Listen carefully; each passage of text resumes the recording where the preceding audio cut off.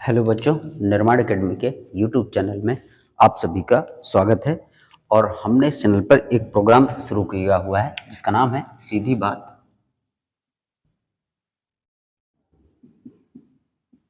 बात नो बकवास। इस प्रोग्राम के तहत हम जीएस के महत्वपूर्ण टॉपिकों पर बातचीत कर रहे हैं और हमारी कई क्लासें हो चुकी हैं इस प्रोग्राम के तहत। तो जो बच्चे आज पहली बार देख रहे हो तो सबसे पहले चैनल को सब्सक्राइब करके बेल आइकन ऑन कर लीजिएगा ताकि अन्य क्लासों के नोटिफिकेशन आपको मिलते रहें। साथ ही साथ जिनका छूटा हुआ है तो चैनल के प्लेलिस्ट में जाइएगा, जहाँ पर प्लेलिस्ट बनी हुई है सीधी बात नो बकवास, वहाँ से पुराने वीडियो भी आप कंप्लीट कर लीजिएगा। तो बच्चों, ये क्लास आपको पसंद आए तो वीडियो को लाइक करिएगा, साथ ही साथ शेयर करिएगा अपने दोस्तों के साथ, मित्रों के साथ। आज हमने जो टॉपिक लिया है वो है हमारा दिल्ली सल्तनत। दिल्ली सल्तनत हमारा जो आज का टॉपिक है वो है हमारा दिल्ली सल्तनत यानी दिल्ली सल्तनत। तो देखेंगे कि दिल्ली सल्तनत क्या है। और दिल्ली सल्तनत का मतलब ये है, देखिए यहाँ पर दिल्ली सल्तनत का मतलब ये है कि एक जो सल्तनत मतलब साम्राज्य था, हम उसकी बात, जैसे हमारा मुगल साम्राज्य है तो उसकी बातचीत करेंगे, दिल्ली सल्तनत है।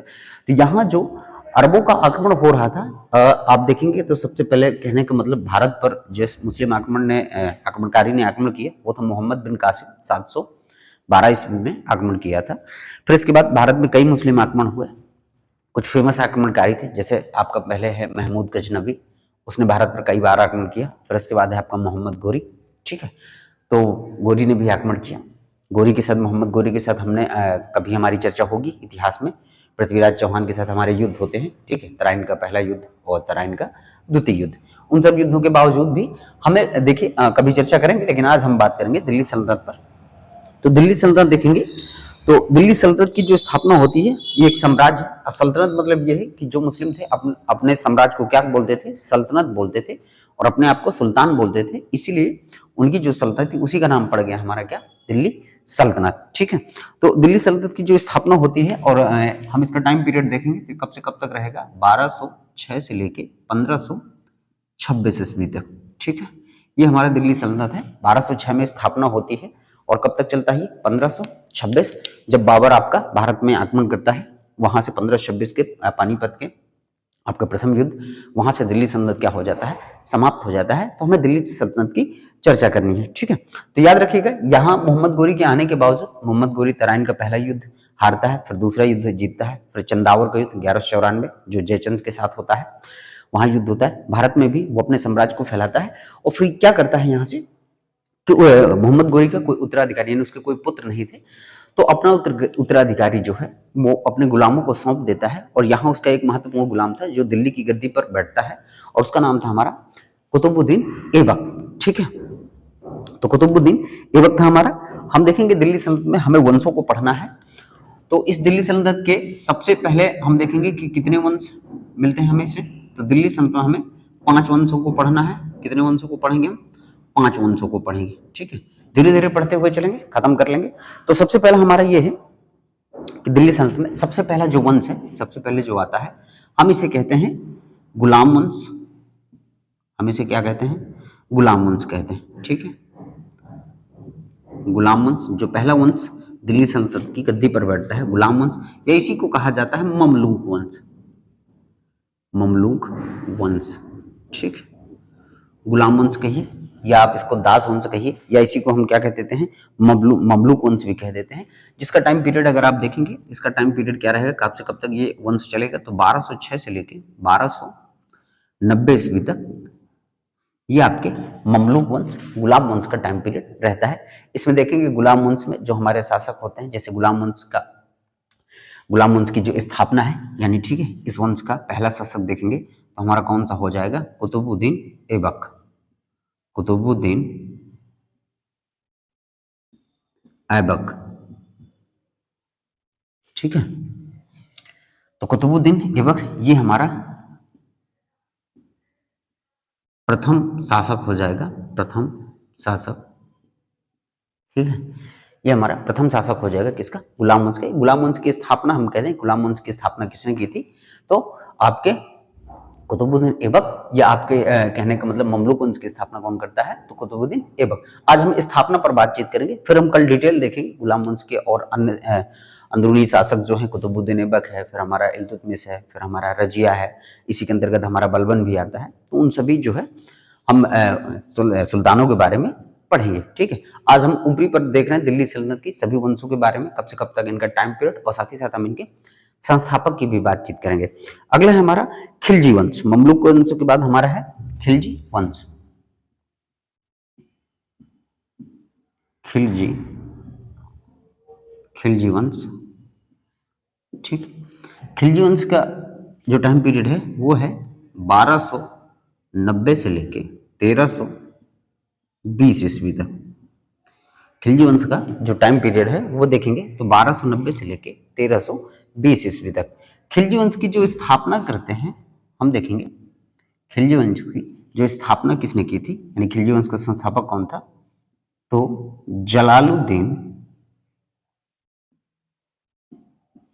जलालुद्दीन फिरोज खिलजी। कौन था, जलालुद्दीन फिरोज खिलजी। ये हमारा खिलजी वंश का संस्थापक था। ठीक है, इसी जलालुद्दीन फिरोज खिलजी जो खिलजी वंश की स्थापना करते हैं, हम देखते हैं कि इसी में हमें खिलजी वंश में एक और शासक मिलते हैं जिनका नाम है अलाउद्दीन खिलजी, जिसके ऊपर मूवियां भी बनी हुई हैं। आपने देखा होगा कई सारी, या अलाउद्दीन के बारे में आपने पढ़ा भी होगा, तो मूवी भी इसके ऊपर बनी है। ठीक है, तो मूवी में भी आपने देखा होगा। तो यहाँ पर देखेंगे तो खिलजी वंश का जो टाइम पीरियड है 1290 से लेके 1320 ईस्वी तक, जलालुद्दीन फिरोज खिलजी इसके क्या है, संस्थापक है। ठीक है, तो नोट करते हुए चलिएगा, ये स्क्रीनशॉट लेते हुए आप लोग सभी चलिएगा मेरे साथ। चलिए, तो आगे बातचीत करेंगे। आपने स्क्रीनशॉट ले लिया होगा। बच्चों, ये क्लास आपको अच्छी लगी तो आप इसे लाइक जरूर करिएगा, साथ ही साथ अपने दोस्तों के साथ, मित्रों के साथ इसे शेयर जरूर करिएगा, ताकि उन तक भी ये क्लास पहुंच सके। ठीक है, और आपको पसंद है तो लाइक जरूर करिएगा। जो बच्चे चैनल को सब्सक्राइब नहीं किए तो सब्सक्राइब कर लीजिएगा, ताकि नोटिफिकेशन आपको मिलता रहे। और इस क्लास का नोटिफिकेशन आपको रात को 9 बजे डेली जो है ये क्लास हमारी होती है। ठीक, आइए अगली बातचीत करेंगे। अगला है हमारा तुगलक वंश। अगला है हमारा तुगलक वंश। ठीक है, तुगलक वंश का टाइम पीरियड देखेंगे तो हमारा 1320 से लेके 1414 ईस्वी तक। ठीक है, तुगलक वंश का जो टाइम पीरियड है वो है हमारा 1320 से लेके 1414 ईस्वी तक। ये तुगलक वंश का टाइम पीरियड है। और देखेंगे कि तुगलक वंश के संस्थापक कौन है, तो तुगलक वंश के जो आपके संस्थापक हैं वो है आपके गयासुद्दीन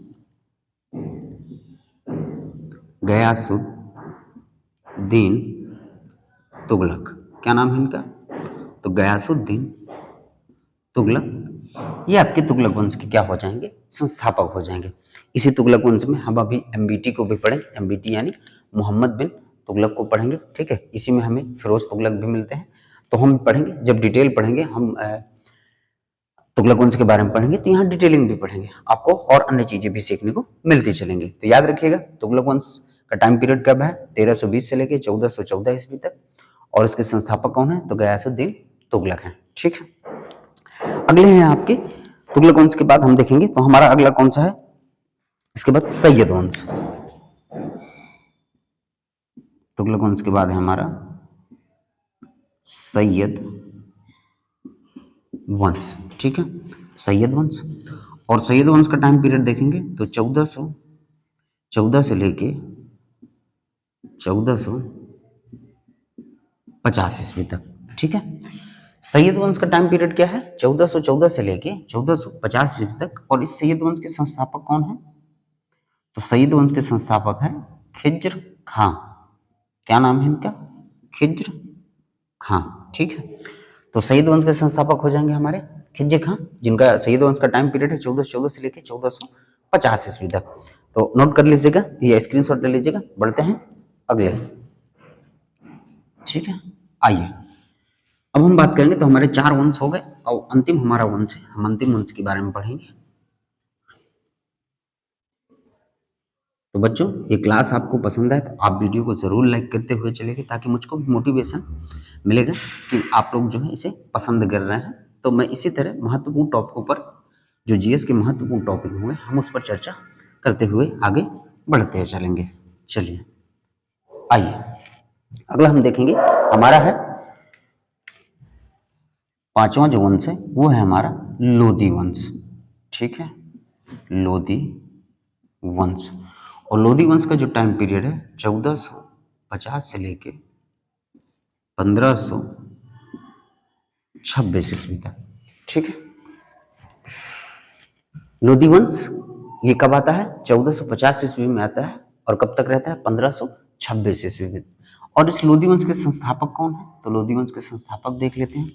तो लोदी वंश के संस्थापक हैं आपके कौन से? बहलोल लोदी। ठीक है, कौन है? बहलोल लोदी। इसी लोदी वंश में हमें सिकंदर लोदी भी मिलेंगे। ठीक है, इसी में हमें मिले इब्राहिम लोदी भी मिलेंगे, जिनका बाबर के साथ पानीपत के प्रथम युद्ध में क्या होता है? आमना सामना होता है, युद्ध होता है। तो वहाँ हम देखेंगे, जब हम लोदी वंश को पढ़ेंगे तो बड़ी डिटेल के साथ पढ़ेंगे। लेकिन अभी हम देख रहे हैं कि लोदी वंश का जो टाइम पीरियड है वो क्या है? 1450 से लेके 1526 ईस्वी तक। और इसके संस्थापक कौन है? तो बहलोल लोदी है। ठीक है, ये चीजें आप याद रखिएगा। चलिए आगे हम बात करेंगे कि अब हम देखेंगे थोड़ा सा की पॉइंट इसके देख लेते हैं। ये तो हमने वंशों की बात कर ली। अगर आप क्रम से भी देखें, आपसे पूछा जाए तो आप क्रम भी याद रखिएगा। सबसे पहले देखिए आपका कौन सा है? गुलाम वंश कहिए या ममलूक वंश कहिए। ठीक है, दूसरा फिर आपका कौन सा हो जाएगा? खिलजी वंश हो जाएगा, आप उसको याद रखिएगा।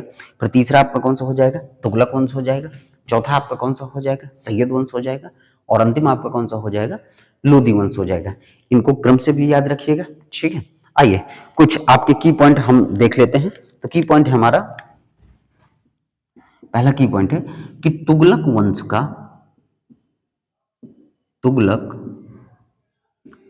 का शासनकाल, तुगलक वंश का शासनकाल सबसे अधिक रहा। ठीक है, यानी इस दिल्ली सल्तनत में सबसे अधिक तक किसने शासन किया? यानी सबसे ज्यादा तुगलक वंश का शासनकाल हमारा सबसे अधिक रहता है। और कितना लगभग रहता है? तो ये रहता है हमारा 94 वर्ष, 94 वर्ष। जो तुगलक वंश का टाइम पीरियड देखेंगे तो लगभग जो है इन्होंने कितने साल तक शासन किया? 94 वर्षों तक शासन किया। क्योंकि तुगलक वंश का टाइम पीरियड देखेंगे ना तो इनका टाइम पीरियड है 1320 से लेके, अगर इनका टाइम पीरियड देखेंगे 1320 से लेके 1414 तक। ठीक है, तो यहाँ देखिए 80 और ये 14 इधर हो जाएंगे तो लगभग कितना साल हो जाएगा? 94 वर्ष तक इन्होंने क्या किया? शासन किया दिल्ली की गद्दी पर। तो इन पांचों वंशों में सबसे ज्यादा जो शासन काल किसका अधिक रहा? तो तुगलक वंश का रहा। दूसरा की पॉइंट हम देख लेते हैं। दूसरा की पॉइंट हमारा है कि खिलजी वंश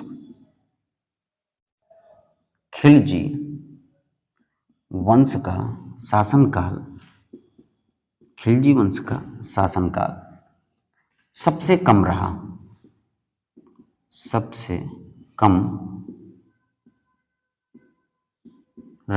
ठीक है, ये आप देखेंगे खिलजी वंश के बारे में कि खिलजी वंश का जो शासनकाल है सबसे कम रहा।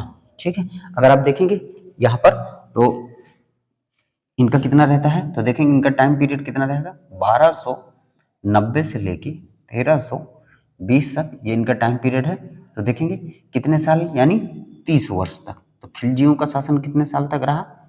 30 वर्ष तक रहा। तो खिलजी वंश का शासनकाल सबसे कम रहा दिल्ली सल्तनत में, और तुगलक वंश का शासनकाल सबसे अधिक रहा। कितने वर्ष तक रहा? 94 वर्ष तक रहा। तो बच्चों आज आपने पढ़ा दिल्ली सल्तनत के बारे में, हमने थोड़ी बहुत जानकारी ली, ऊपरी परत हमने इसको देखा। अब हम थोड़ा सा इसमें डिटेल भी करेंगे। हम गुलाम वंश के बारे में थोड़ा सा महत्वपूर्ण राजाओं पर बात, जैसे गुलाम वंश में हम कुतुबुद्दीन ऐबक के बारे में पढ़ेंगे थोड़ा सा, फिर इल्तुतमिश, फिर रजिया, फिर बलबन, ऐसे कुछ महत्वपूर्ण शासकों पर हम दिल्ली सल्तनत पर चर्चा करेंगे। और धीरे धीरे ये हमारा क्या हो जाएगा? खत्म हो जाएगा। तो ये आपके ऊपर निर्भर करता है। अगर आप मुझे मोटिवेट करेंगे, अगर आप इस मोटिवेट में कैसे होंगे, तो आपको इस वीडियो को लाइक करना है ज़्यादा से ज़्यादा। जो भी बच्चे देखें वीडियो को लाइक करिएगा। साथ ही साथ आप जितना ज़्यादा इसे शेयर करेंगे उतने ज़्यादा आपके लाइक बढ़ेंगे, तो मुझे भी मोटिवेशन आएगा। मैं धीरे धीरे इसमें पूरा फिर आपका दिल्ली सल्तनत खत्म कर दूंगा। अगर आप इस वीडियो को ज़्यादा से ज़्यादा लाइक करते हैं, ज़्यादा से ज़्यादा आप इसे शेयर करते हैं, तो लाइक करिएगा, शेयर करिएगा। मैं वादा करता हूँ आपसे, पूरा दिल्ली सल्तनत मैं यहीं पर आपको ख़त्म करवा दूंगा। धीरे धीरे हम इसको ख़त्म कर लेंगे, पढ़ लेंगे। तो मिलते हैं आपसे अब कल के वीडियो में। तब तक के लिए धन्यवाद। जय हिंद, वंदे मातरम।